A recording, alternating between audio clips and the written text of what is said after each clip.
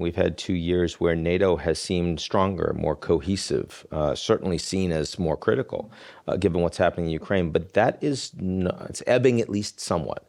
Tell me what you think is likely to happen and what you think needs to happen in the consolidation of the transatlantic alliance. First, I think, still, no matter how you turn it around, it is in the core interest of all NATO members to preserve NATO, not least for the biggest ally. And not, I know it's a discussion, some discussion in the US, but, for the US to have 31 of the world's most advanced countries as their allies, pretty loyal, contributing, it's a major interest. So I think this is the most successful alliance in history. It has preserved peace. Article 5 has been, used once. By the Americans. By the Americans, or by the Europeans saying, we stand by you after 9/11. After 9/11. Yeah. Mm-hmm. So, we have to preserve that. Then I think Europe should do more. Europe has done more, increased investment substantially.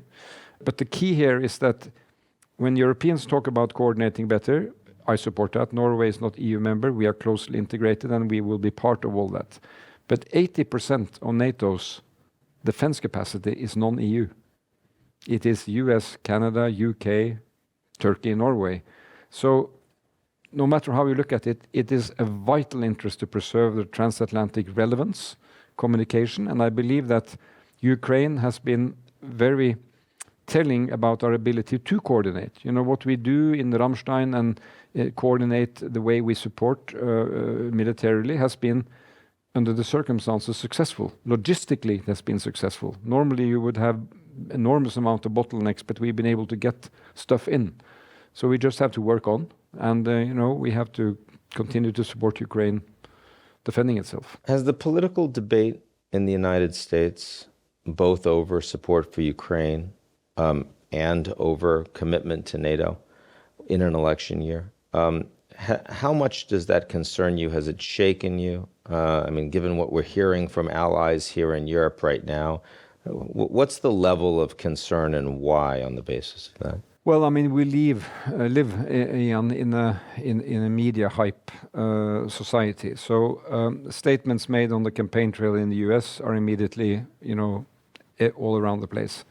So then statements about NATO, collective defense, putting that into question, obviously, under these conditions, it's being referred to, and I would simply warn against that frenzy a bit. Let's analyze this in a cool fashion. We experienced 4 years under President Trump. The elections have not been held. It's not a given. It will be, exciting months ahead. And the context. Americans do also need to understand how much of the economic pain of the war is being borne by the Europeans. The resettlement of refugees is being borne by the Europeans. 4 million refugees. And, in my country, a small country, we have now Ukrainian refugees in every of the 350 municipalities.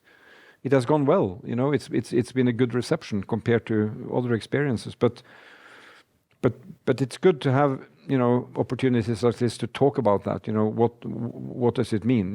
Germany, 1 million. And Germany, in terms of what they are contributing, I think they are getting sometimes a very unfair deal in describing what they do and what they don't do.